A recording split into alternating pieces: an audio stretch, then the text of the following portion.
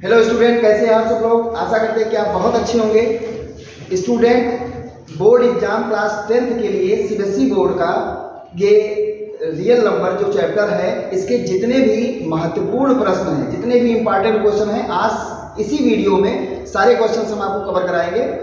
चाहे वो बच्चा बेसिक का हो, चाहे स्टैंडर्ड का हो, जो हमने क्वेश्चंस रेडी किया है वो सभी के लिए महत्वपूर्ण है। Easy to moderate, moderate to tough, सारे लेवल के क्वेश्चंस हैं। मतलब अगर बच्चा कोई बेसिक का है उसके लिए भी बेनिफिशियल है, अगर स्टैंडर्ड लेवल लिया है, स्टैंडर्ड मैथमेटिक्स लिया है, उसके लिए भी बहुत ही महत्वपूर्ण वीडियो है। अगर आपने इस पर्टिकुलर वीडियो को देख लिया तो जो चैप्टर फर्स्ट है रियल नंबर, उस चैप्टर में आपको कोई भी प्रॉब्लम नहीं होगी। बस आपको हमारे इस वीडियो में अंत तक बने रहना है और जितने भी क्वेश्चंस हैं इसको आप एक कॉपी और पेन ले लीजिए, आराम से उसको लिख लीजिए और जो भी हम सॉल्यूशन आपको बताएंगे वो सॉल्यूशन भी आप लिख लीजिए, उसको तैयार कर लीजिए। इससे बढ़ के आपके बोर्ड एग्जाम में और कुछ नहीं आएगा। एक बार फिर से बता दें कि चाहे वो बच्चा बेसिक लेवल का हो, बेसिक मैथमेटिक्स लिया हो, चाहे स्टैंडर्ड मैथमेटिक्स लिया हो, दोनों लोगों के लिए हमने बनाया है। तो ये पर्टिकुलर वीडियो अगर आपने देख लिया तो रियल नंबर जो फर्स्ट चैप्टर है CBSE board class 10th mathematics का, इसमें आपको कोई भी प्रॉब्लम नहीं होगी। तो बिना समय गंवाए हम लोग फर्स्ट क्वेश्चन स्टार्ट करते हैं। आपको बोर्ड पर फर्स्ट क्वेश्चन दिख रहा होगा, if the HCF of 65 and 117 can be written at 65m - 117, find the value of m। मतलब ये कहा जा रहा है कि एचसीएफ जो है 65 और 117, इन दोनों का जो एचसीएफ है वो किस फॉर्म में लिखा जा रहा है। ये फॉर्म है 65m - 117। तो यहाँ से हमको m की वैल्यू बतानी है। मतलब कह रहे हैं 65 और 117 का जो भी एचसीएफ होगा वो उसको हम किस फॉर्म में लिख सकते हैं, हमें m की वैल्यू बतानी है। तो हम पहले क्या करें, इन दोनों का पहले एचसीएफ निकाल लें, 65 और 117 का। तो एचसीएफ निकालने का मतलब मान लीजिए चलो कि हमें केवल एचसीएफ ही पूछ लिया जाए। ये तो इस फॉर्म में लिखा है कि मतलब 65 और 117 का एचसीएफ इस फॉर्म में लिखा जा सकता है। तो पहले हमें इसका एचसीएफ निकालना पड़ेगा। अब एचसीएफ निकालने के दो तरीके हैं।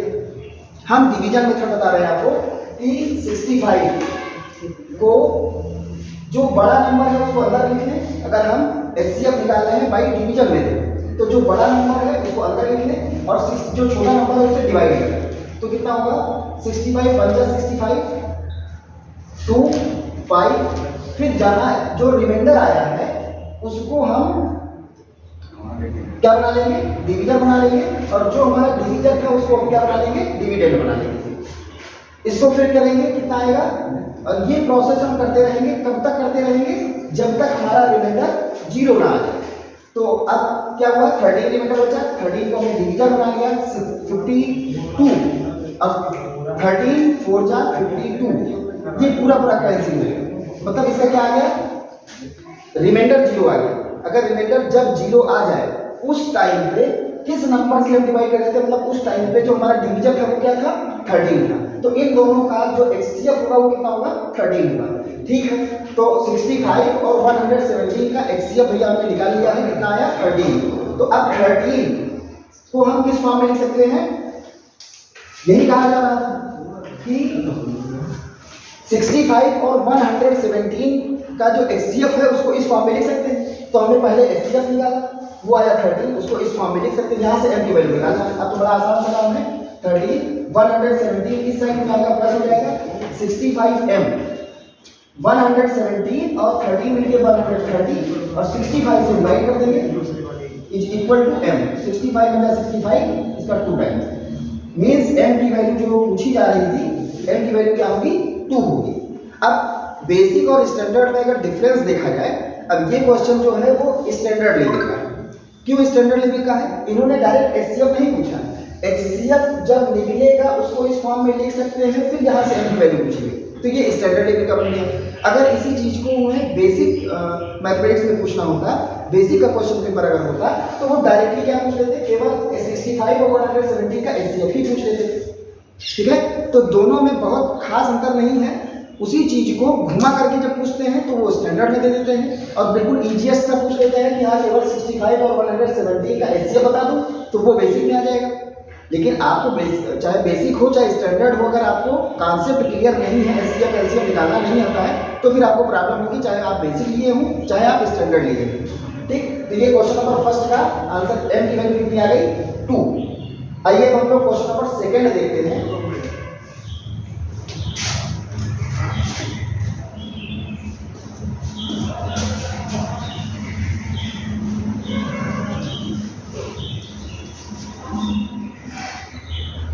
क्वेश्चन नंबर सेकंड आपको बोर्ड पर दिख रहा होगा। Find the HCF and LCM of 612 and 1314 using prime factorisation method. मतलब हमें 612 और 1314 इन दोनों का एचसीएफ भी बताना है और एलसीएम भी बताना है। एलसीएम भी बताना है और यहाँ पे एचसीएफ इसका 612 और 1314 इन दोनों का हमें एचसीएफ और एलसीएम निकालना है, बाई प्राइम फैक्टराइजेशन मेथड निकालना है। तो पहले हम 612 का प्राइम फैक्टराइजेशन करें और 1314 का, फिर हम आपको वो तरीका बता रहे हैं कि आपको एलसीएम और एचसीएफ निकालने के लिए प्राइम फैक्टराइजेशन से कैसे आप निकालेंगे। तो फिलहाल पहले हम लोग 612 का प्राइम फैक्टराइजेशन 2 से कैंसिल होगा, फिर 2 से कट जाएगा, 2 × 2 2 × 5 = 10 2 × 3 = 6। अब ये कटेगा 3 से, 3 × 5 = 15 3 × 1 = 3, फिर 3 से कैंसिल हो जाएगा 17 बचेगा। अब 17 से ही कटेगा, मतलब हमने जब 612 का प्राइम फैक्टराइजेशन किया फिर दिया। अब 1314 का प्राइम फैक्टराइजेशन करेंगे, 2 से कट किया, 2 × 6 = 12 1 11 हुआ, 2 × 5 = 10 ये 7 हो जाएगा। अब 2 से कैंसिल नहीं होगा, हम 3 से देखते हैं। आपको ये पता होगा कि अगर ये 2 से नहीं कट रहा है तो हमने कैसे इसको 3 से तुरंत चेक कर लिया कि ये 3 से कट जाएगा। किसी भी नंबर को अगर ये चेक करना है कि ये नंबर 3 से कट कैंसिल होगा कि नहीं होगा, तो उनके सारे डिजिट को ऐड करो। तो 6 और 5 11 11 और 7 18 18 3 के टेबल में आता है, इसका मतलब ये नंबर 3 से कैंसिल हो जाएगा। तो 3 × 2 = 6, 3 बचा 3, 2 बचा 27, 3 × 9 = 27। फिर देखिए फिर भी 3 से कट जाएगा, क्यों? क्योंकि 2 और 1 3, 3 और 9 12, 12 भी 3 के टेबल में आता है। तो 3 7 = 21, 3 3 = अब ये 73 एक प्राइम नंबर है, 73 और किसी से कैंसिल नहीं हुआ, अपने आप से ही कैंसिल होगा। तो ये इसका 1314 का प्राइम फैक्टराइजेशन ये हुआ। फिलहाल इसको हम लोग 612 को कैसे लिख लें? देखिए 2 टाइम्स आया है तो हम 2 पावर 2 लिख दें, 3 भी 2 टाइम्स आया है तो 3 पावर 2 लिख दें इनटू 17। ये हो गया 612 का प्राइम फैक्टराइजेशन। और अब हम 1314 का करें। तो देखिए 2 1 टाइम आया है, 3 2 टाइम्स आया है, 17 1 टाइम आया है 73। जब हमें एलसीएम निकालना होगा, अब ध्यान देना है आपको, जब भी हमें प्राइम फैक्टराइजेशन मेथड से एलसीएम निकालना हो तो हमें क्या करना है, जैसे देखिए 2 यहाँ पे 2 पावर कितनी है 1 है, यहाँ पे 2 पावर कितनी है।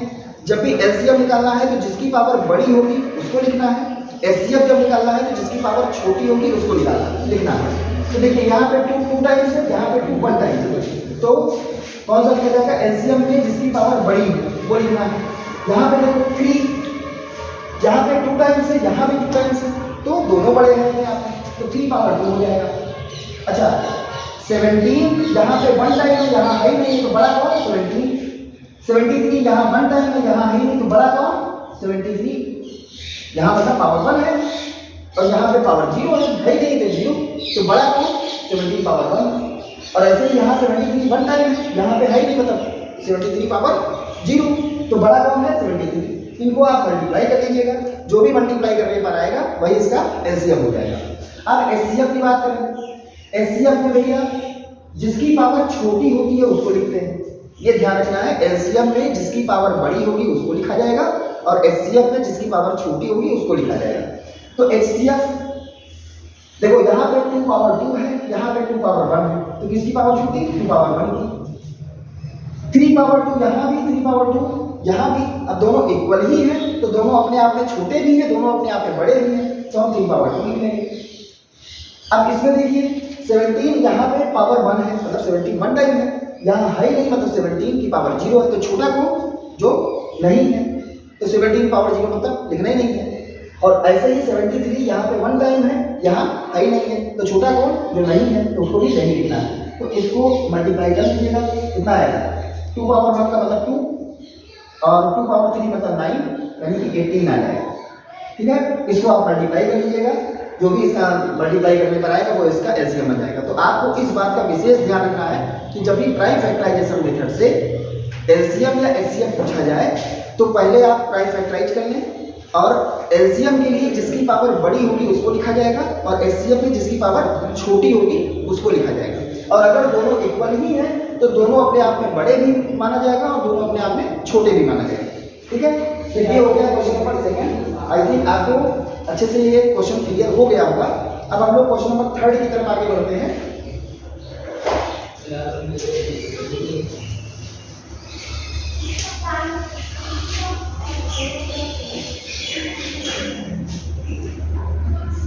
क्वेश्चन नंबर 3 है, गिवन दैट HCF 252, HCF जो है 252 और 554, इन दोनों का HCF हमें 18 दिया है। फाइंड LCM, हमें इसका LCM फाइंड करना है। किसका फाइंड करना है? LCM फाइंड करना है 252 का और 594, इसका हमें LCM फाइंड करना है। तो देखिए कभी देखिए हमें ये 2 नंबर दिए हैं, इन दोनों का HCF गिवन है कितना 18, LCM बताना है। तो 2 नंबर जब दिए हो, LCM दिया हो या HCF दिया हो, तो फार्मूला होता है product of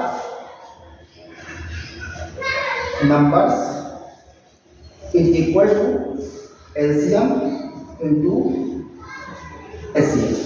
product of numbers is equal to LCM into HCF। ठीक, तो प्रोडक्ट ऑफ नंबर्स हमारे पास क्या है 252 है और 594 है। इन दोनों का हमें क्या करना है? प्रोडक्ट करना है। LCM कितना है फाइंड करना है, और HCF 18। ये फार्मूला आप याद कर लीजिए, प्रोडक्ट ऑफ नंबर्स मतलब 2 नंबर का प्रोडक्ट उनके LCM और HCF के प्रोडक्ट के इक्वल होता है। तो ये 2 नंबर हो गए, इनका LCM फाइंड करना है, HCF हमें 18 दिया था, मतलब 4 लोगों में अगर 2 नंबर का प्रोडक्ट दिया है या 2 नंबर दिए हैं, LCM दिया है, HCF पूछा जा सकता है, HCF दिया है, LCF पूछा जा सकता है। हो सका LCM और HCF दोनों गिवन हो और दोनों नंबर्स में एक नंबर गिवन हो और दूसरा नंबर हमसे पूछा जा रहा हो। तो हमें इस बात का ध्यान रखना है कि product of numbers is equal to LCM into HCF, ये फार्मूला हमें याद रखना है।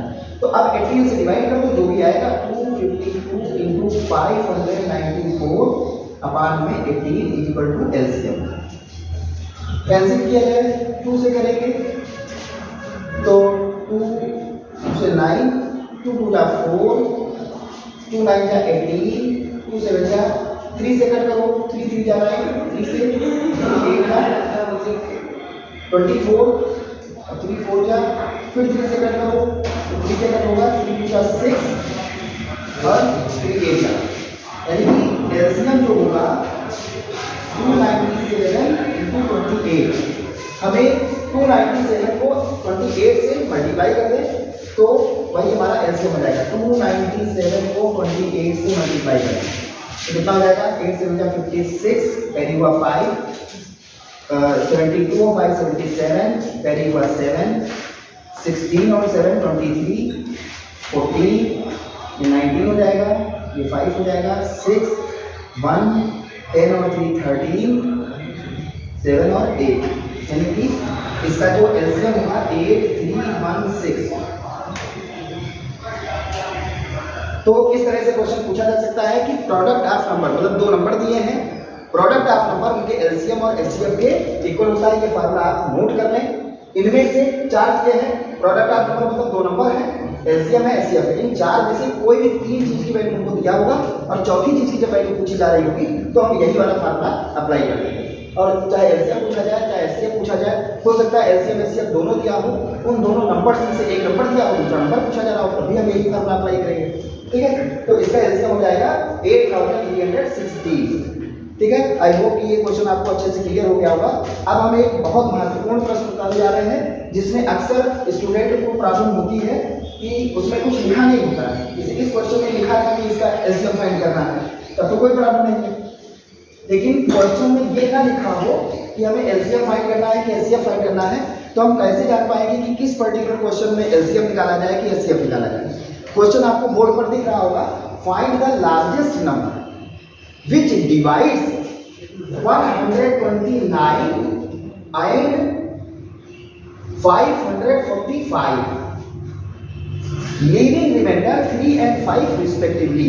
मतलब हमें वो लार्जेस्ट नंबर बताना है जो 129 को डिवाइड करता है और 545 को डिवाइड करता है। तो रिमाइंडर कितना छोड़ता है, इसमें रिमाइंडर छोड़ता है 3 और इसमें रिमाइंडर छोड़ता है 5, तो वो हमें लार्जेस्ट नंबर बताना है। तो एक चीज हमेशा आप ध्यान रख लें, इसको आप अपनी डायरी में या कॉपी में कहीं भी एक जगह नोट कर लीजिएगा, कभी भी लार्जेस्ट नंबर कहा जाए या ग्रेटेस्ट नंबर लिखा हो, ग्रेटेस्ट नंबर मैक्सिमम लिखा हो एलसीएम एचसीएफ में मैक्सिमम कहीं मिल जाए, तो ऐसी कंडीशन में हम क्या निकालेंगे, उसका एचसीएफ निकालेंगे। इस बात का ध्यान रखना है, क्या निकाला जाएगा, एचसीएफ निकाला जाएगा। चाहे वो लार्जेस्ट नंबर लिखा हो, दो नंबर का, find the largest number, find the maximum number, find the greatest number.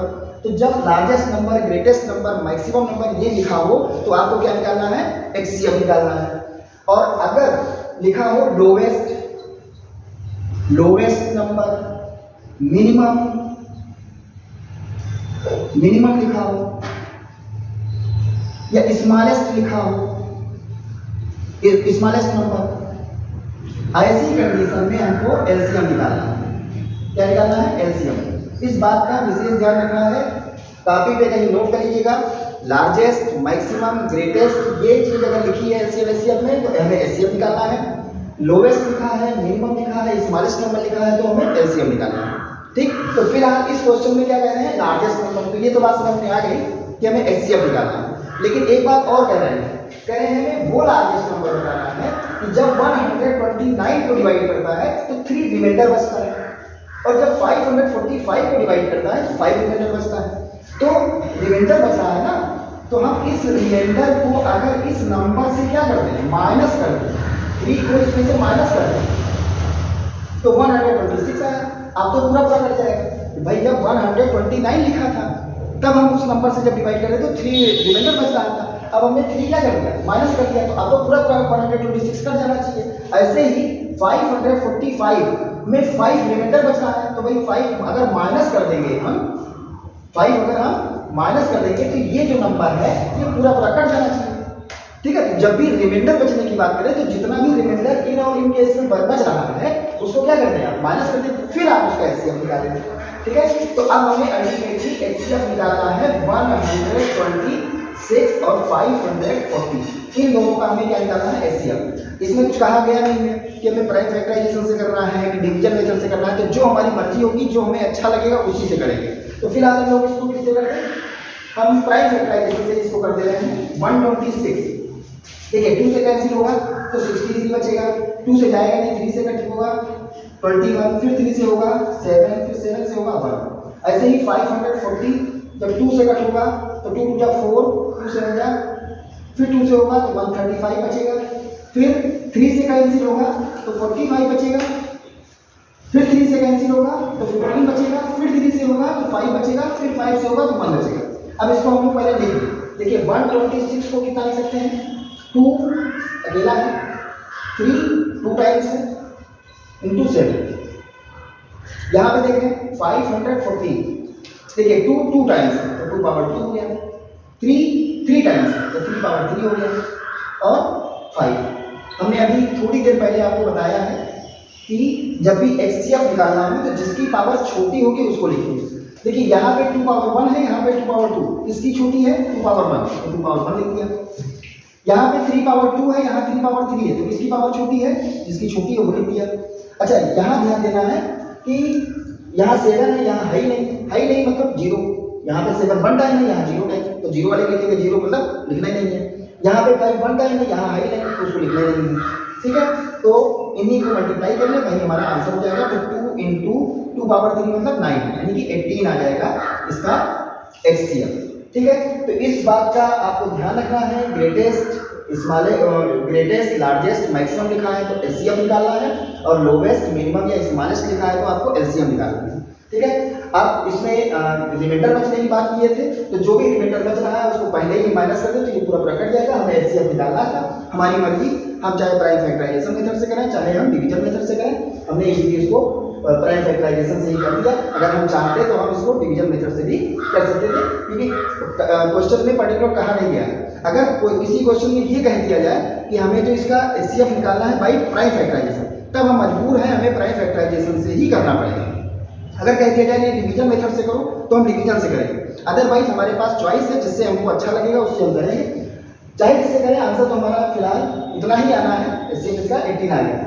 ये क्वेश्चन आपको अच्छे से क्लियर हो गया। क्वेश्चन नंबर 4 तक हम लोग पहुंच गए हैं। अब क्वेश्चन नंबर 5 आपको बोर्ड पर दिख रहा होगा।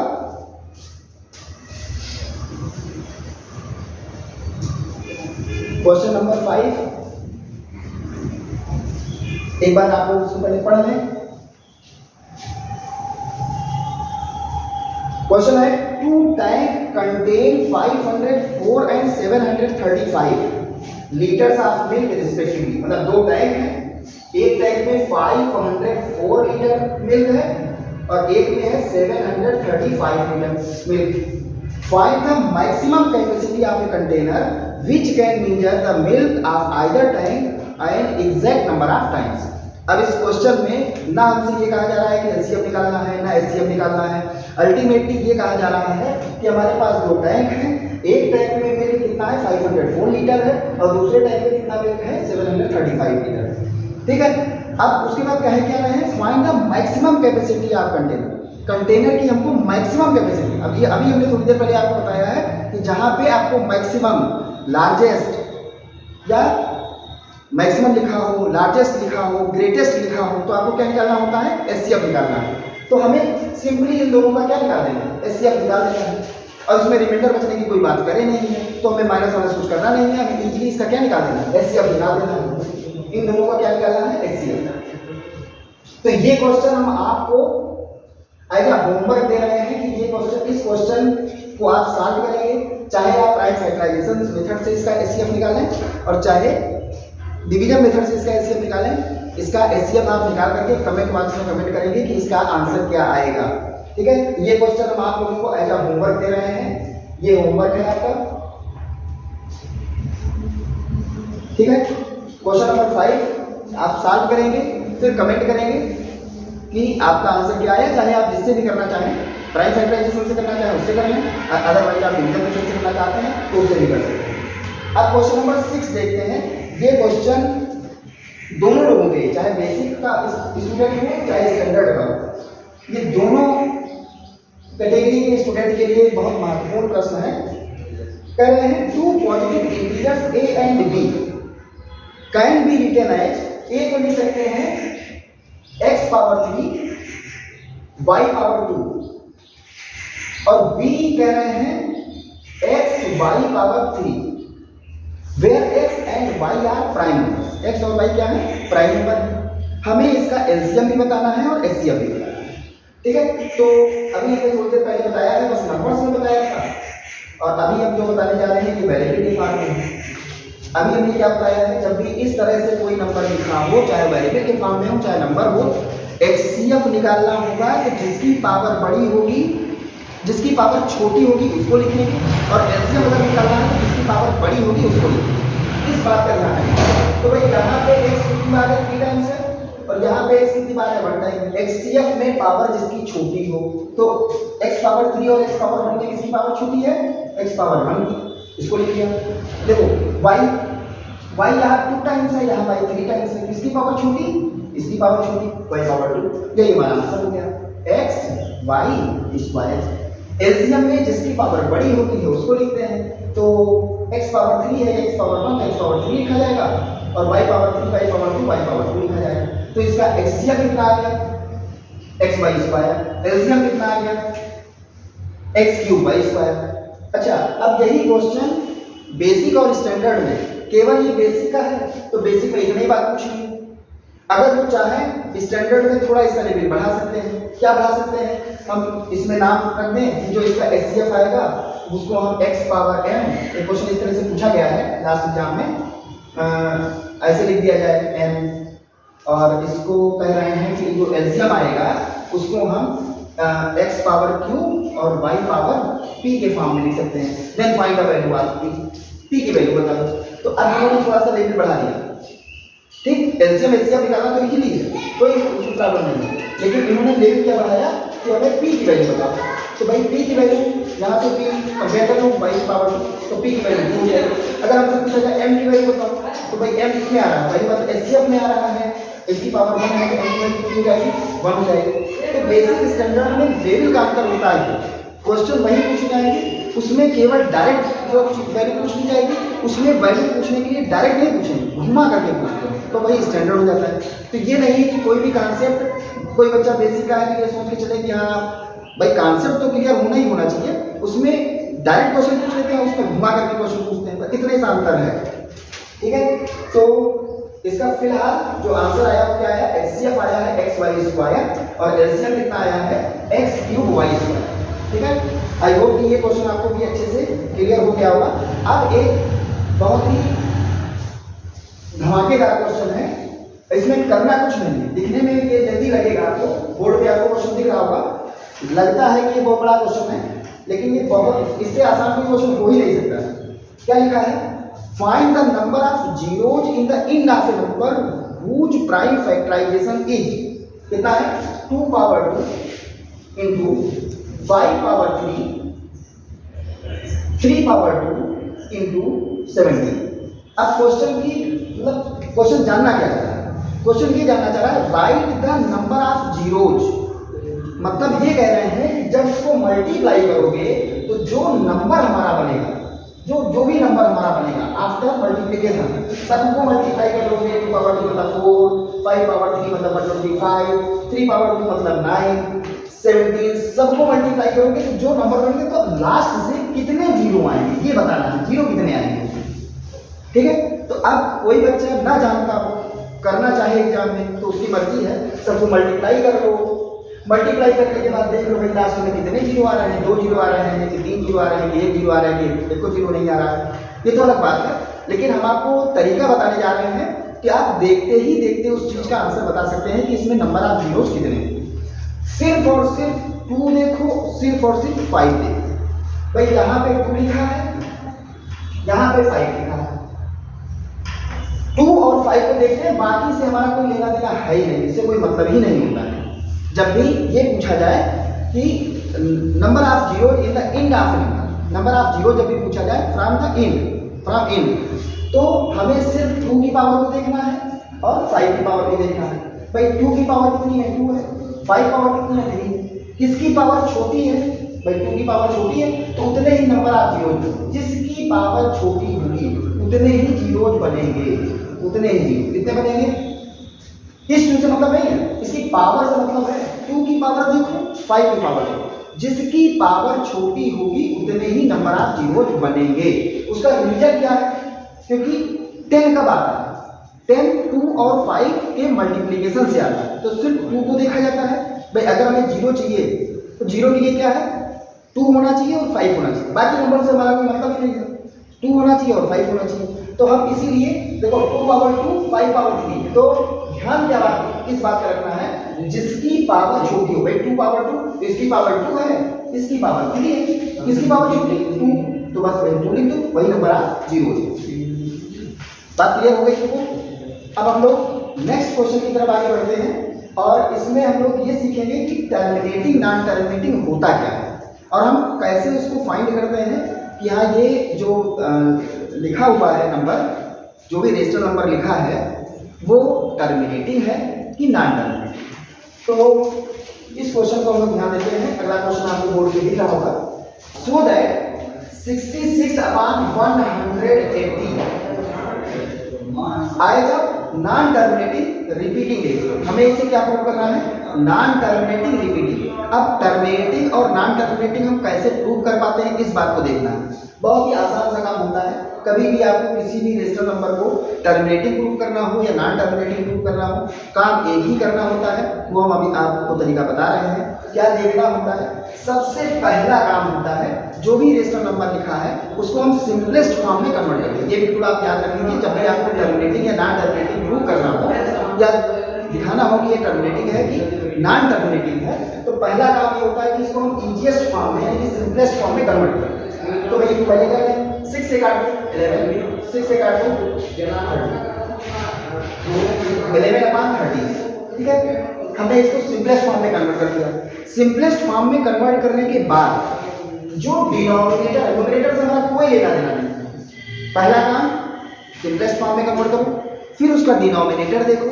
जो भी डिनोमिनेटर है, इस डिनोमिनेटर को प्राइम फैक्टराइज करो। तो 2 से कट हुआ 15, 3 से कट हुआ 5, 5 से कट हुआ 1, यानी कि 30 को हम लिख सकते हैं 2 × 3 × 5। अब ध्यान देना हमारी बात भैया, अगर ये बताना है कि टर्मिनेटिंग है कि नॉन टर्मिनेटिंग है, तो इसके लिए क्या करना है? जो भी प्राइम फैक्टराइजेशन हुआ है उसमें सिर्फ और सिर्फ केवल 2 ही 2 दिखाई दे तो टर्मिनेटिंग है। सिर्फ और सिर्फ 5 दिखाई दे तो टर्मिनेटिंग है। 2 और 5 दोनों दिखाई दे टर्मिनेटिंग है। इसके अलावा 2 और 5 के अलावा कोई भी नंबर नहीं दिखना चाहिए। अगर और कोई भी नंबर दिख गया तो समझ जाओ वो नॉन टर्मिनेटिंग है। तो लिखोगे कैसे कि इट इज, अब चूंकि इसमें क्या आ रहा है, केवल 2 आना चाहिए या केवल 5 आए, 2 या 5 दोनों आए, यही 3 कंडीशन होनी चाहिए, तब टर्मिनेटिंग होगा। अदरवाइज अदर केस के लिए नॉन टर्मिनेटिंग। बात समझ में आ गई? एक बार हम फिर से रिपीट कर रहे हैं। जो भी डिनोमिनेटर है उसका प्राइम फैक्टराइजेशन करो। प्राइम फैक्टराइजेशन में सिर्फ और सिर्फ 2 दिखाई दे टर्मिनेटिंग, सिर्फ और सिर्फ 5 दिखाई दे टर्मिनेटिंग, 2 और 5 दोनों दिखे टर्मिनेटिंग। इसके अलावा कोई भी नंबर नहीं दिखना चाहिए, और कोई भी नंबर दिख गया 2 और 5 के अलावा तो वो नॉन टर्मिनेटिंग होगा। तो इसमें देखो 2 के अलावा 3 और 5 भी दिख रहा है, तो लिखोगे क्या? Since it is not in the form of, not in the form of 2 power m × 5 power m, इतना ही लिखा जाता है। ठीक, मतलब ये इस फॉर्म में नहीं है, मतलब केवल 2 और 5 ही नहीं है, और भी है। तो it is not in the form of this, so it is not in, so it is non terminating, non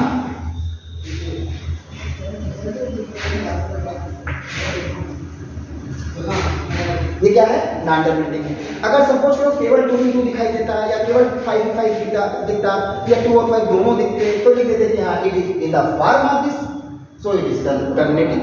अगर होता तो लिख देते कि ये इस फॉर्म में है, नहीं है तो इस फॉर्म में नहीं है। तो इस बात का विशेष ध्यान रखना है कि टर्मिनेटिंग नॉन टर्मिनेटिंग के लिए हम लोग करते क्या है। पहला काम विशेष आपको ध्यान देना है कि जो भी नंबर लिखा है पहले हमें क्या करना है, उसका सिंपलेस्ट फॉर्म में, इजीएस्ट फॉर्म में कन्वर्ट जरूर करना है। उसके बाद ही हम डिनोमिनेटर का प्राइम फैक्टराइजेशन करेंगे। ठीक है, ये क्वेश्चन भी आपको अच्छे से क्लियर हो गया होगा। अगर आप हमें फर्स्ट टाइम देख रहे हैं तो हमारे चैनल को आप सब्सक्राइब कर लें। और भी चैप्टर्स के हमने 1-7 वीडियो डाल रखे हैं, आप प्लेलिस्ट में जाके उसको देख सकते हैं। ये जो अभी 2026 में बोर्ड एग्जाम होने वाला है, इसके लिए हम चैप्टर फर्स्ट का जितने भी इंपॉर्टेंट क्वेश्चन है बेसिक और स्टैंडर्ड दोनों लेवल के स्टूडेंट के लिए बनाया है, मेहनत लगी है। और जो भी एग्जाम चाहे स्टैंडर्ड लेवल का हो चाहे बेसिक लेवल का हो, ये गारंटी लेके आपसे कहते हैं कि जो भी जितने भी हमने इंपॉर्टेंट क्वेश्चन बनाए हैं इससे बढ़ के कुछ नहीं आएगा। आपको कॉन्सेप्ट याद रखना है, बस बेसिक स्टैंडर्ड में इतना ही डिफरेंस होता है। बेसिक में डायरेक्ट चीज़ें पूछी जाती हैं, स्टैंडर्ड में थोड़ा सा घुमा करके और थोड़ी वही वैल्यू बड़ी कर दी जाती है, और कोई अंतर नहीं है। जितने भी टाइप के क्वेश्चन हैं, चाहे वो एनसीईआरटी का हो, प्रीवियस ईयर, सबसे मिला करके आर एस अग्रवाल से सबसे मिला करके हमने टोटल 15 क्वेश्चंस बनाए हैं। अगर आपने सारे क्वेश्चंस को अच्छे से एक बार रिकैप कर लिया, अच्छे से तैयार कर लिया, तो चैप्टर फर्स्ट में आपको कोई भी समस्या नहीं होगी। ठीक है, तो क्वेश्चन अब हम देखते हैं क्वेश्चन नंबर 9। क्वेश्चन नंबर 9 आपको बोर्ड में दिख रहा होगा। इसीलिए सारे टाइप को हमने इसमें कवर किया है। बस आपको देखते रहना है। क्या करना है, एक्सप्रेस 0.32 और ये ऊपर बार लगा हुआ है, इसको हम लोग मैथ की लैंग्वेज में क्या बोलते हैं, रिकरिंग डेसिमल। आएगा फ्रैक्शन इन सिंपलेस्ट फॉर्म, मतलब हमें इस रिकरिंग डेसिमल को किसमें लिखना है, सिंपलेस्ट फॉर्म में लिखना है, आएगा फ्रैक्शन लिखना है, फ्रैक्शन में लिखना है। तो एक बात का ध्यान रखना है, दोनों टाइप के क्वेश्चन को इसमें शामिल किए हैं। एक होता है कि डेसिमल के बाद जितने भी नंबर है सब पे बार लगाओ, एक होता है कि डेसिमल के बाद जितने भी नंबर लिखे होंगे 2 3 4 जितने भी डिजिट होंगी उसमें कुछ डिजिट पे बार लगा होगा, कुछ पे बार नहीं लगा होगा। तो वो हम अगला क्वेश्चन बताएंगे, अगला टाइप वो तो अभी हम बताएंगे। फिलहाल इस पे ध्यान देते हैं कि जब डेसिमल के बाद जितनी भी डिजिट लिखी है सब पर बार लगा है, तब के लिए क्या कंडीशन है। तो पहला काम ये होता है भैया कि इसको हम एज्यूम कर लेते हैं, कुछ हमने एज्यूम कर लिया कि ये x है। सेकंड वर्क होता है, इसको हम थोड़ा सा एक्सपेंडेड फॉर्म में। तो देखो अच्छा, इसका मतलब क्या होता है, ये बात समझा दें आपको। इसका मतलब क्या होता है, मतलब ये होता है कि 323232 रिपीट कर रहा है। इसका मतलब ये जो बार लगा है, इसका मतलब ये दोनों डिजिट बार बार रिपीट कर रहे हैं। जब भी हम डिवाइड कर रहे हैं तो ये डिजिट क्या कर रही है, रिपीट कर रही है। मतलब 3 आएगा, 2 आएगा, फिर 3 आएगा, फिर 2 आएगा, फिर 3 आएगा, फिर 2 आएगा, मतलब बार बार इनफाइनाइट टाइम्स तक कभी खत्म नहीं होगा, वो हमेशा रिपीट कर रहे हैं। तो इसको हम अगर एक्सपेंडेड फॉर्म में लिखेंगे क्या लिखेंगे, 32 32 32 32 3-4 बार लिखे डाटा डाट लगा देंगे। इसको हम इक्वेशन फर्स्ट दे दें। अब बात समझिए, एक काम क्या करना है, पहला काम बहुत ही आराम से इस बात को समझना है, कोई जल्दबाजी नहीं है। पहला काम क्या है, इसको इस नंबर को कब के लिए बता रहे हैं, जब डेसिमल के बाद जितनी भी डिजिट लिखी है सब पर बार लगा है, तब की कंडीशन बता रहे हैं। दूसरी जो टाइप का क्वेश्चन है वो हम अभी थोड़ी देर बाद बताएंगे, पहले इस पे ध्यान दिया जाए। इस तरह से है तो पहले तो इसको हमने एज्यूम कर लिया कि ये क्या है, x है, फिर x इसको हमने एक्सपेंडेड फॉर्म में लिख लिया। अब विशेष ध्यान देना है कितनी डिजिट पे बार लगा है, कितनी डिजिट पे बार लगा है, 2 डिजिट पे। अगर 2 डिजिट पे बार लगा है तो 100 से मल्टीप्लाई करना है। 3 डिजिट पे बार लगा होता 1000 से करते, 1 डिजिट पे बार लगा होता तो 10 से करते, 4 डिजिट पे बार लगा होता 10,000 से करते, ठीक। 1 डिजिट 10, 2 डिजिट पे है 100, 3 डिजिट पे है 1000, 4 डिजिट है 10,000, 5 डिजिट है 1 लाख। इस तरह से करना है। तो हमें 2 डिजिट पे लगा है यानी कि 100 से मल्टीप्लाई करना है, तो कितने, मल्टीप्लाई बाय 10 वी गेट, तो ये हो जाएगा 10x। भाई इसको कर रहे हैं क्वेश्चन फर्स्ट को, तो ये x का 10x है, हमें किससे करना है, 100 से करना है। 2 डिजिट पे लगा तो 100 से करेंगे, तो ये हो जाएगा 100x। और जब 100 से करेंगे तो ये 2 डिजिट इस साइड चला जाएगा, 2 डिजिट चला जाएगा यानी कि हो जाएगा 32.3232 सो मतलब 2 डिजिट है, 2 डिजिट इधर चला जाएगा तो 32 इधर आ गया, और उसके बाद क्या लिखा है 32 32 मतलब 32 32 32 32 इनफाइनाइट टाइम्स, ठीक है। अब हम क्या करेंगे, सेकंड इक्वेशन में से फर्स्ट इक्वेशन को क्या कर देंगे, माइनस कर देंगे।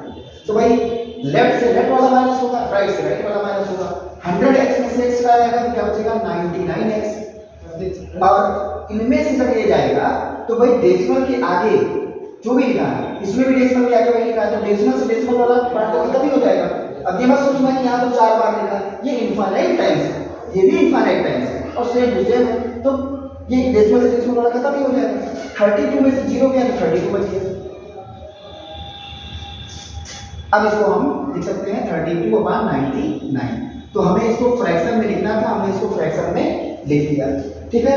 तो अगर आप इसको चेक करना चाहते हैं कि क्या इसको डिवाइड करने पर यही आएगा कि नहीं आएगा, तो आप अपना मोबाइल का कैलकुलेटर ओपन करें। 32 को 99 से जब आप डिवाइड करेंगे तो क्या आएगा, 0.323232। आप इसको चेक कर सकते हैं। हम आपको इसको करने के लिए तो आपको एग्जाम में करना पड़ेगा भाई, इसी हिसाब से करना पड़ेगा, क्योंकि ये नहीं कि हम कोई शार्ट ट्रिक यूज करके कर सकते। हाँ, आंसर चेक करने के लिए आप अपना शार्ट ट्रिक यूज कर सकते हैं। अब आंसर चेक करने के लिए करते क्या है, जब भी डेसिमल के राइट हैंड साइड पे जितने भी डिजिट लिखे हैं सब पर बार लगा है, तो शार्ट ट्रिक क्या कहती है, अपना आंसर मैच करने के लिए कर सकते हैं कि जितने डिजिट पे लगा है पहले वो नंबर लिख लें, कितने डिजिट पे लगा है 2 डिजिट पे तो 2 × 9 लिख लें, ठीक। ये शार्ट ट्रिक कहती है, शार्ट ट्रिक क्या कहती है, लेकिन आप एग्जाम में ऐसे नहीं कर सकते। सपोज देखिए मेरी शार्ट में ये क्वेश्चन आ गया तो आपको शार्ट तो करना पड़ेगा भाई, डायरेक्ट तो आप आंसर लिख नहीं सकते हैं, शार्ट करना पड़ेगा। है ना। तो क्या करना है, अगर 2 डिजिट पे बार लगा है तो 2 टाइम्स 9 लिख देना है, अगर 3 डिजिट पे लगा होता तो 3 टाइम्स 9 लिख देना है, 1 डिजिट पे लगा होता तो 1 टाइम्स। तो देखो ये आंसर हमने अपना चेक कर लिया कि जो हमने आंसर निकाला है वो करेक्ट है कि इनकरेक्ट है। तो ये हमारा आंसर सही है। एग्जाम में हमें इसी हिसाब से सॉल्व करना पड़ेगा, बेसिक मेथड से ही हमको इसे सॉल्व करना पड़ेगा। अब हम इसका अगला टाइप देखते हैं, जो दूसरा 2 टाइप है। या तो डेसिमल के बाद राइट हैंड साइड पे जितनी भी डिजिट है सब पे बार लगा होगा, या कुछ पे लगा होगा कुछ पे नहीं लगा होगा। तो हम वो देखने जा रहे हैं कि कुछ पे लगा है कुछ पे नहीं लगा है ना। तो नेक्स्ट क्वेश्चन आपको बोर्ड पे दिख रहा होगा, देख लो। सारे टाइप के क्वेश्चन के नंबर से जितने भी टाइप के क्वेश्चन होते हैं सारे क्वेश्चन हमने कवर किए हैं। लिखा है express x is equal to 0.254 और देखो डेसिमल के राइट हैंड साइड पे है जो 3 डिजिट, कितनी डिजिट है 3 डिजिट्स में। 3 डिजिट में 5 और 4 पर बार लगा है, 2 पर नहीं लगा है। मतलब ये कह सकते हैं कुछ डिजिट पे बार लगा है कुछ पे बार नहीं लगा है, ठीक है। तो ऐसे कंडीशन में हम करते क्या, पहला काम तो यही होता है इसको स्टैंडर्ड फॉर्म में लिख दो। 2 तो एक ही बार आ रहा है, 5 4 रिपीट कर रहा है, 5 4 5 4 5 4 3-4 बार लिख लो, अपनी मर्जी है। अब जितने डिजिट पे बार लगा है, जितने डिजिट पे, या एक काम ये कर दें, जितने डिजिट पे बार नहीं लगा है पहले उससे मल्टीप्लाई कर दें। जितने डिजिट पे बार नहीं लगा है, कितने डिजिट ऐसे हैं जिसपे बार नहीं लगा है, एक डिजिट ऐसे है जिसपे बार नहीं लगा है। तो इससे मल्टीप्लाई करना है, मल्टीप्लाई बाय क्या है, मल्टीप्लाई बाय 10। पहले कैसे करना है, ठीक है। क्या ध्यान रखना है, जितने डिजिट पे बार नहीं लगा है पहले उससे मल्टीप्लाई करना। तो एक डिजिट पे बार नहीं लगा था तो हमने 10 से मल्टीप्लाई किया। इसको करेंगे क्वेश्चन फर्स्ट को करेंगे, तो करो भाई, x को करेंगे 10x हो जाएगा, 10 से कर रहा है तो एक डिजिट इधर चला जाएगा, 2.54 54 3 बार लिखिए, ठीक है। अच्छा अब हमें किससे मल्टीप्लाई करना है, जितनी टोटल डिजिट है उससे मल्टीप्लाई करना है पहले। अब इसमें देखो 2 काम है ना, कुछ डिजिट पे बार लगा है कुछ डिजिट पे बार नहीं लगा है, तो हमें 2 टाइम्स मल्टीप्लाई करना है। पहले किससे मल्टीप्लाई करना था, जितने डिजिट पे बार नहीं लगा है, ये बात ध्यान रखना, जितने डिजिट पे बार नहीं लगा है पहले उससे मल्टीप्लाई किया, ये आ गया। अब हमें किससे मल्टीप्लाई करना है, जितनी टोटल डिजिट है, तो 1 2 3 डिजिट है। तो अब हम इसी चीज किससे मल्टीप्लाई करेंगे, लिखेंगे अगेन मल्टीप्लाइंग बाई कितनी है 3 डिजिट, 3 डिजिट मतलब 1000 वी गेट।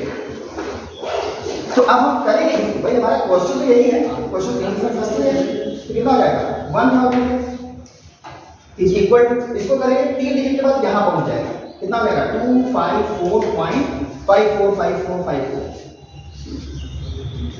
डन।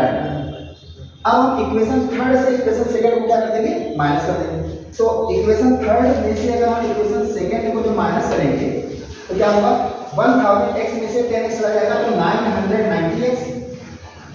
फिर वही चीज डेसिमल से डेसिमल वाला कट जाएगा, क्योंकि दोनों क्या है सेम है। 254 में से 2 जाएगा 252, x की वैल्यू आ जाएगी 252/990। यही हमारा आंसर हो गया। चाहो तो इसको हम, और ये कट हो रहा है 2 से कट हो रहा है, कट करना चाहो कट कर दो, अदरवाइज यही लिखोगे तो आंसर मिल जाता है। 2 1 2 2 जा 4 2 6 जा, और 2 से कटेगा 2 4 जा 8 2 9 जा और 2 5, यानी 126/495। अगर आप इसको चेक करना चाहें तो कैलकुलेटर से आप चेक कर सकते हैं कि 126 को जब 495 से डिवाइड करेंगे तो ये आंसर आपको मिलेगा। आई होप कि आपको ये क्वेश्चन अच्छे से क्लियर हो गया होगा। क्वेश्चन नंबर 11 आपको बोर्ड पे दिख रहा होगा, prove that √2 is an irrational number. हमें इसको क्या प्रूव करना है, इरेशनल नंबर प्रूव करना है। और ये क्वेश्चन बेहद महत्वपूर्ण है, चाहे वो बेसिक का हो चाहे स्टैंडर्ड का हो, ये फिक्स समझ लीजिए क्वेश्चन है। इसके भी 2 टाइप हैं, हम दोनों टाइप आपको डिस्कस करेंगे। इन दोनों में से एक का आना तो 100% तय है, मतलब इसमें कोई एक बात कही नहीं। क्या करना है, √2 को हमें इरेशनल नंबर प्रूव करना है, इसको हमें इरेशनल नंबर। तो इसमें हम लोग करते क्या है, इसे लिखा है prove that √2 is an irrational number. तो हम स्टार्टिंग में कहेंगे कि लेट √2 इज रेशनल नंबर, हम इसको उल्टा मानेंगे। ये कह रहे हैं प्रूव करो इरेशनल नंबर, हम कह रहे हैं नहीं, रूट 2 क्या है, रेशनल नंबर है। फिर हम लास्ट में अपनी ही बात को गलत साबित कर देंगे, और जब गलत साबित करेंगे इसका मतलब रेशनल नहीं है, रेशनल नहीं है तो इसका मतलब इरेशनल। तो let root 2 is rational number, हमने इसको इरेशनल प्रूव करना है, हमने रेशनल मान लिया। अच्छा भाई रेशनल अगर है तो हम इसको p अपॉन q के फॉर्म में लिख सकते हैं। भाई रेशनल है अगर तो p अपॉन q के फॉर्म में लिख सकते हैं, where q is not equal to 0, where p and q are coprime. अब जो बच्चे ये नहीं जानते हैं कोप्राइम क्या होता है, तो जिन दो नंबर का HCF 1 आता है उसको हम लोग बोलते हैं कोप्राइम। कोप्राइम का मतलब उन दोनों नंबर में 1 के अलावा कुछ भी कॉमन नहीं है, ठीक है। तो रूट 2 को हमने लिख दिया p अपॉन q के फॉर्म में, क्योंकि ये हमने रेशनल मान लिया है तो p अपॉन q के फॉर्म में होगा, where p and q are coprime. अब हम इसका स्क्वायरिंग करेंगे, या स्टेप्स याद भी कर सकते हैं। अगर याद करना चाहें तो आप इसको याद भी कर सकते हैं, समझ जाए बहुत अच्छी बात है कि पहले हमें इरेशनल जब भी प्रूव करना हो तो पहले उसको हम रेशनल मान लेंगे, रेशनल मानने के बाद जब रेशनल है तो p अपॉन q के फॉर्म में लिख सकते हैं, where p and q are coprime. फिर हम स्क्वायर कर लेंगे, ये हो जाएगा 2 और ये हो जाएगा p square upon q square. इस q स्क्वायर को इधर लेके आओ तो हो जाएगा p square equal to 2q square. ये लिख सकते हैं p square is divisible by 2, p square is divisible by 2, so 2 divides p, मतलब 2 जो है p को डिवाइड करता है। p को डिवाइड करने का मतलब 2 p को डिवाइड करता है, p जो भी नंबर है वो 2 की टेबल में आता है, यानी कि p की वैल्यू क्या हो सकती है, तो 2 होगी, 4 होगी, 6 होगी, 8 होगी, 10 होगी, तभी तो 2 की टेबल में आएगा। यानी कि p जो है वो हमने कह दिया 2c, c की वैल्यू 1 2 3 4 कुछ भी रखो भाई, 1 रखोगे तो 2 हो जाएगा, c की वैल्यू 2 रखोगे तो ये 4 हो जाएगा, 3 रखोगे तो ये 6 हो जाएगा। भाई ये कह रहे हैं 2 डिवाइड्स p, 2 जो है p नंबर जो भी है उसको 2 डिवाइड कर रहा है, मतलब p क्या किया, p की पॉसिबिलिटी क्या क्या है, 2 है, 4 है, 6 है, 8 10 12 14 16, तो हमने इसको 2c मान लिया। अब c की वैल्यू चेंज कर दिया, भाई 4 रख दिया तो 8 हो गया, 5 रखोगे 10 हो जाएगा, 6 रखोगे 12 हो जाएगा, 7 रखोगे 14 हो जाएगा। इस वैल्यू को इसको क्या कर दो, इसमें पुट कर दो, तो p की जगह में 2c लिखना है तो हो जाएगा 2c होल स्क्वायर, और ये हो जाएगा 2q square. 2c whole square मतलब ये हो जाएगा 4c स्क्वायर, 2q स्क्वायर, 2 से कट करो तो ये हो जाएगा q square equal to 2c square. Same to same वही वाली बात आ गई, जैसे यहाँ पे दिखा है, तो q square is divisible by 2, क्या लिखा दिख रहा होगा आपको, q square is divisible by 2, so 2 divides q। अब यहां पे ध्यान देना है 2 divides p and 2 divides q, मतलब 2 जो है p को भी डिवाइड करता है, 2 जो है q को भी डिवाइड करता है, तो 2 divides p and q both, मतलब q जो नंबर है वो p जो नंबर है, q जो नंबर है, p भी 2 के टेबल में आ रहा है, q भी 2 के टेबल में आ रहा है, मतलब ये दोनों नंबर 2 के टेबल में आ रहे हैं। जबकि हमने स्टार्टिंग में क्या कहा था, कोप्राइम, कोप्राइम मतलब p और q, ऐसा कोई नंबर 1 के अलावा नहीं होगा जिसकी टेबल में दोनों आ जाए। तो whenever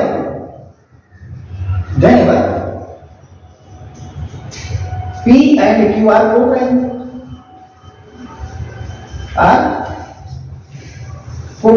ये दोनों नंबर है क्या, ये दोनों नंबर कोप्राइम है। भाई कोप्राइम है तो हम जानते हैं भाई p और q जो कोप्राइम है तो ऐसा कोई नंबर 1 के अलावा नहीं मिलना चाहिए जिसकी टेबल में दोनों आ जाए, जबकि यहाँ पे 2 मिल गया, तो ये हमारी बात क्या है, विच इज कॉन्ट्राडिक्शन, जो कि गलत है, ये तो होना नहीं चाहिए, विच इज कॉन्ट्राडिक्शन,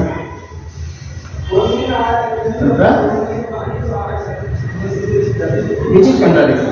कंट्राडिक्शन है भाई, हम अपनी बात को, अपनी गलती को खुद ही एक्सेप्ट कर लिए कि भैया हमने स्टार्टिंग में लिया था कि पी और क्यू दोनों को प्राइम है, मतलब 1 के अलावा ऐसा कोई नंबर नहीं मिलना चाहिए जिसकी टेबल में पी भी आ जाए, जिसकी टेबल में क्यू भी आ जाए, लेकिन हमें एक नंबर 2 मिल गया, तो जो क्या है, गड़बड़ है मामला, गड़बड़ है, तो जो क्या है, विच इज कंट्राडिक्शन, जो हमारी बात का विरोध कर रहा है, विरोध कर रहा है, मतलब हम भी गलत होंगे, तो नहीं गलत होता, जो हमने रेशनल माना है वो रेशनल ना होकर के इर्रेशनल होना चाहिए, हेंस रूट 2 इज इर्रेशनल। ये बहुत ही इंपॉर्टेंट क्वेश्चन है, बहुत ज्यादा इंपॉर्टेंट क्वेश्चन है, शार्ट और वेरी शार्ट। अब बेसिक में यही चीज 3 नंबर में पूछी जाएगी, स्टैंडर्ड का होगा तो यही वेरी शार्ट यानी कि 2 नंबर में पूछ लिया जाएगा। तो लेकिन ये बेसिक और स्टैंडर्ड दोनों लोगों के लिए बहुत ही इंपॉर्टेंट क्वेश्चन है। या तो रूट 2 पूछते हैं, या रूट 3 पूछते हैं, या रूट 5 पूछते हैं, या रूट 7, इन्हीं 4 में से पूछा जाता है। रूट 2, रूट 3, रूट 5, रूट 7, इन्हीं 4 में से पूछा जाता है।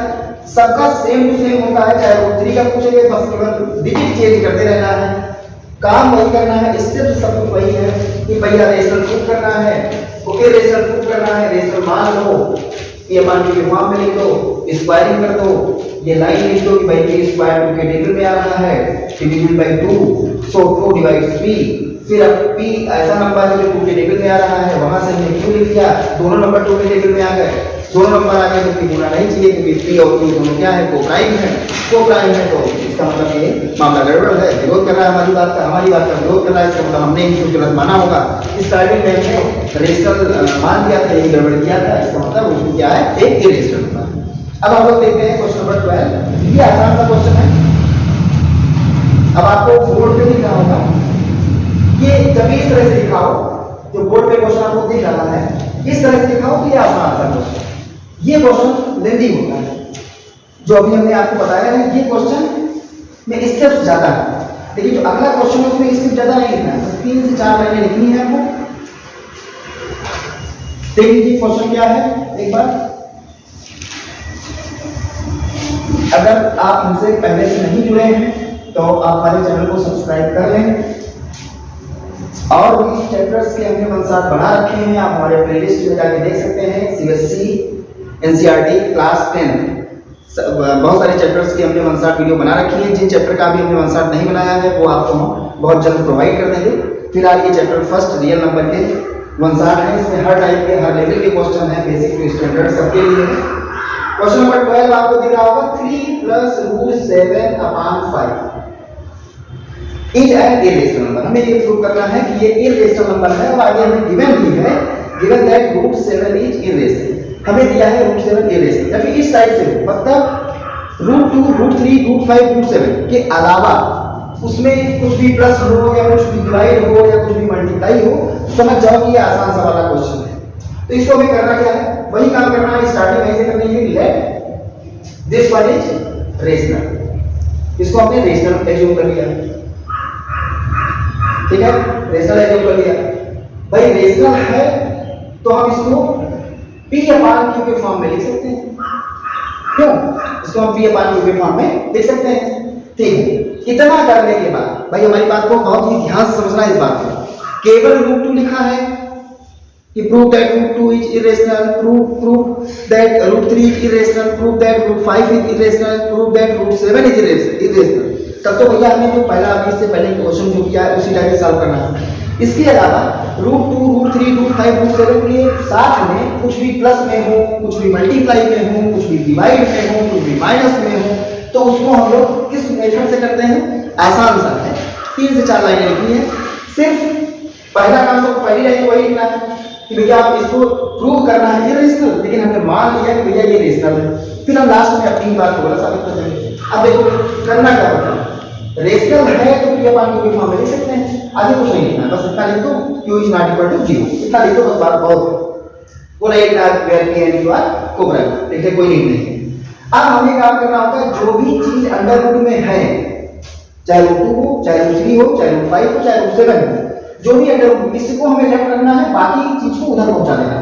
तो पहले हम डिवाइड वाली चीज को उधर पहुंचाएंगे, तो हो जाएगा 3 + √7 is equal to 5q/p, 5p/q, 5p/q, ठीक है। अब 3 को उधर लेके जाएंगे, ये प्लस में है, उधर जाएगा माइनस में,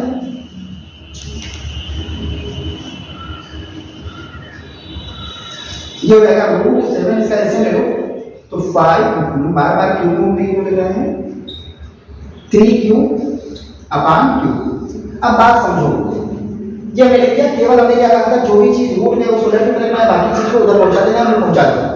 अब एक चीज बताओ भाई, p एक नंबर है, इंटीजर है, क्यों भी एक इंटीजर को 5 से मल्टीप्लाई करो इंटीजर ही आएगा, ये भी इंटीजर को 3 से मल्टीप्लाई करो एक इंटीजर आएगा, इंटीजर में से इंटीजर माइनस करोगे तभी एक इंटीजर ही आएगा, चाहे पॉजिटिव हो चाहे नेगेटिव हो। और जो क्यों है वो भी इंटीजर, तो इंटीजर अपॉन इंटीजर क्या होता है, रेशनल होता है। इंटीजर अपॉन इंटीजर क्या होता है, रेशनल। तो हमें पहले एक काम करना होगा, ज्यादा दिमाग में नहीं लगाना है, ये हम आपको समझाने के लिए बता रहे हैं।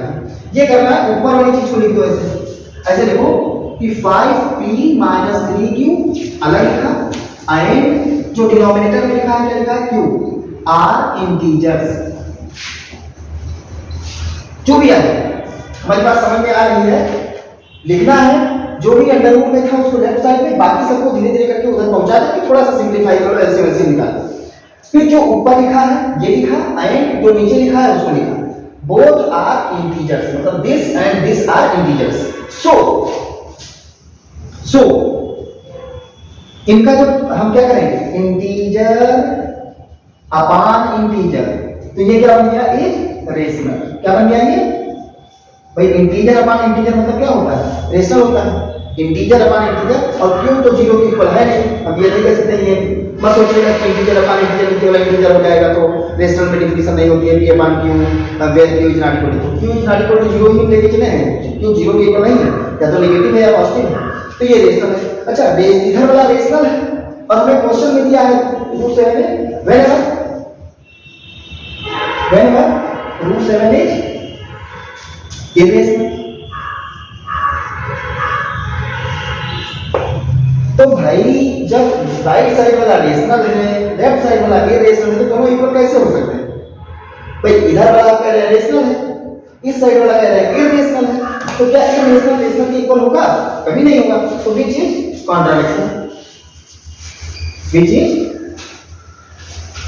कंट्राडिक्शन। कंट्राडिक्शन है, इसका मतलब ये क्या है, इरेशनल है। सो 3 + √7/5 इज इरेशनल।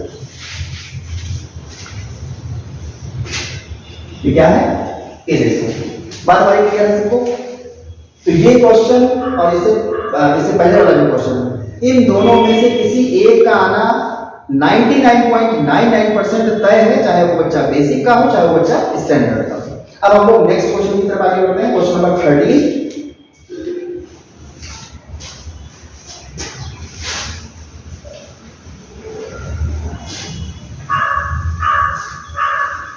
बोर्ड पे आपको क्वेश्चन दिख रहा होगा।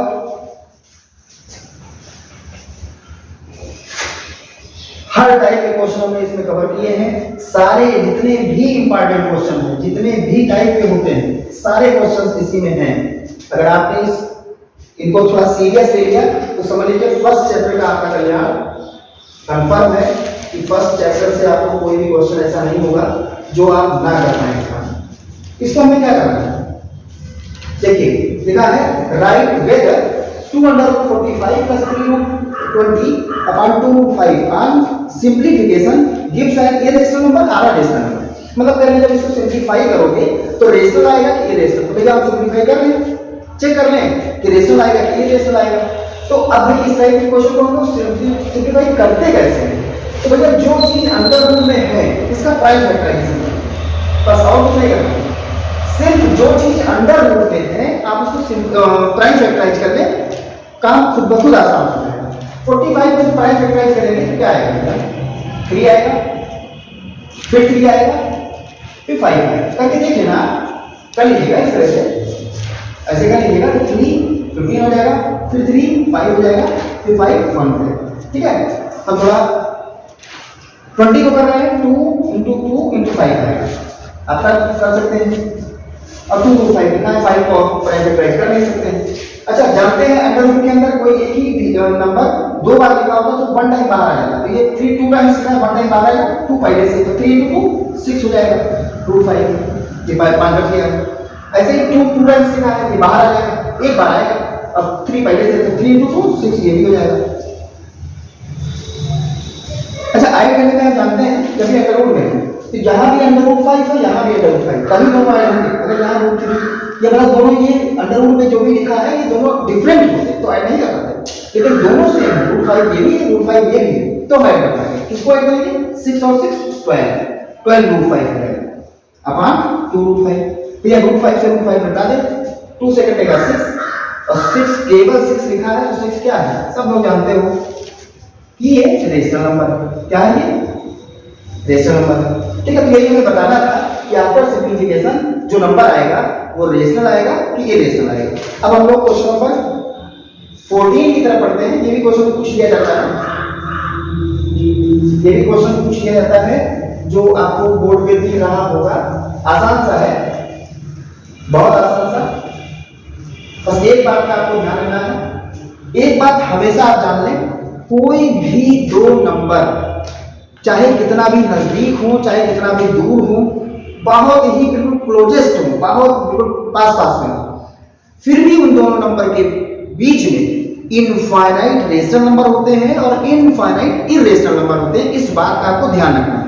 कोई भी दो नंबर है, कोई भी दो नंबर, मतलब अगर हम पहले रियल लाइफ की अगर हम बात करें, इन दोनों के बीच में दिख भी नहीं रहा कितना नजदीक, अगर इन दोनों के बीच में कहा जाए कि कितने इरेशनल नंबर होंगे? इनफाइनाइट। कितने इरेशनल नंबर होंगे? इनफाइनाइट। ठीक है, दो नंबर कोई भी हो, बहुत क्लोजेस्ट हो, बहुत पास पास में हो, फिर भी उनके बीच में इनफाइनाइट रेशनल और इनफाइनाइट इरेशनल नंबर होते हैं। इस बात का आपको ध्यान रखना है। ठीक है, हमसे ये कहा जा रहा है find the rational number between √2 and √7। √2 and √7 इन दोनों के बीच में हमको क्या बताना है? एक रेशनल नंबर बताना। होते कितने हैं? इनफाइनाइट। भाई मैं चेक करने की नीड नहीं है, दो नंबर हैं उनके बीच में इनफाइनाइट रेशनल इनफाइनाइट इरेशनल है, लेकिन हमें सिर्फ फाइंड अ रेशनल नंबर, केवल एक रेशनल नंबर हमको बताना है। भाई √2 की वैल्यू अगर याद नहीं है तो याद कर लेना, ये याद होना चाहिए किसी को। 1.414 होता है। √7 याद करने वाली चीज नहीं है, लेकिन इतना बात तो दुनिया जानती है कि भाई √4 की वैल्यू 2 होती है। √4 की वैल्यू 2 होती है और √4 से तो ये बड़ा नंबर लिखा है नहीं, 2 से ये बड़ी वैल्यू होगी, 2 से तो बड़ी है, 2 से ये बड़ी ही है √7। तो हमें इन दोनों के बीच में, हम इन्हीं के बीच में देख रहे हैं क्या फायदा है। भाई √7 का मतलब क्या? भाई √4 की वैल्यू 2 होती है, √5 की वैल्यू 2 से भी बड़ी होगी, √6 की वैल्यू 2 से और बड़ी होगी, √7 मतलब 2 से तो बड़ा ही होगा, 2 से तो बड़ा ही होगा। हमें एक नंबर बताना है, आ रेशनल नंबर, एक रेशनल नंबर हमें बताना है, केवल एक। तो अब भाई 1.4 कितने देखो, 1.4 और 2 के बीच में बहुत सारे नंबर दिया, हमें एक बताना है। हाँ चाहते और लिख देते 1.7 लिख देते, 1.8 लिख देते, 1.65 लिख देते, 1.61 लिख देते। हमें भाई ये बात तो है कि भाई √7 2 से तो बड़ा ही होगा, जब हम 7 की का स्क्वायर रूट करेंगे तो 2 से बड़ा नंबर आएगा। हमें एक लिखना है तो क्यों हम उसके पीछे पड़ रहे हैं, पहले इसका स्क्वायर रूट निकालें। हम इतना जानते हैं भाई √7 की जो भी वैल्यू होगी वो 2 से बड़ी होगी, तो हमें हम केवल 2 ही तक का देखें। हमें इन दोनों के बीच में लिखना है तो हम 1.4 और 2 के बीच में 1.6 लिख दिया, तो ये हमारा क्या हो गया। और भी लिखना चाहेगा, मान लो हम किसी की मर्जी है 1.7 लिखते तभी आंसर सही है। भाई होते ही इनफाइनाइट, हमें कोई एक लिखना लिख दिया। और ये लास्ट क्वेश्चन जो है आपको बोर्ड पे दिख रहा होगा, ये लास्ट क्वेश्चन आपको आपके लिए एज अ होमवर्क है। अगर आपको हमारा समझाने का तरीका, बताने का लॉजिक सब कुछ अगर क्लियर होगा तो थोड़ा सीरियस होके इस क्वेश्चन का आंसर हमें आप कमेंट बॉक्स में जरूर लिखिएगा, क्योंकि इससे पहले क्वेश्चन नंबर 13 में हम इस टाइप का क्वेश्चन बता चुके हैं। इसको आप हमें क्या करना है, कमेंट करना है। उम्मीद है कि चैप्टर फर्स्ट के जितने भी हमने अभी क्वेश्चन डिस्कस किए हैं सारे क्वेश्चन आपको अच्छे से क्लियर हो गए होंगे। हमसे जुड़ने के लिए हमारे चैनल को आप सब्सक्राइब कर लें। बताने समझाने पढ़ाने का तरीका अगर हमारा समझ में आया हो तो आप हमारे चैनल को, हमारे इस वीडियो को लाइक कर दें और अपने दोस्तों को शेयर कर दें कि आपका भी बेनिफिट हो और आपके जो हित मित्र हैं, स्टूडेंट और भी हैं, उनका भी फायदा हो। और भी जिन चैप्टर का अभी हमने वंशाट नहीं बनाया है उन चैप्टर का वंशाट हम बहुत जल्द आपके पास लेके आएंगे। वीडियो से जुड़े रहने के लिए बहुत बहुत धन्यवाद। और जो भी क्वेश्चन हमने कमेंट करने के लिए कहा है, जो आपको एज अ होमवर्क दिया है, ये कमेंट करके हमें आप जरूर बताइएगा। जिन बच्चों ने इस क्वेश्चन का आंसर दिया। नेक्स्ट वीडियो में उन बच्चों का हम नाम लेंगे, क्या इस बच्चे ने इसका सही आंसर हमको बताया। चलिए बहुत बहुत धन्यवाद।